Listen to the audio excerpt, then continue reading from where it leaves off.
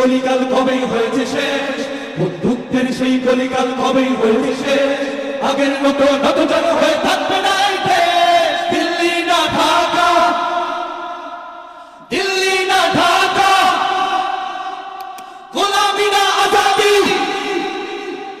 তোমাদের মুখে মানায় না তো ধর্মপ্রীতির কথা, ধর্মের নামে তৈরি করো তোমরা সহিংসতা।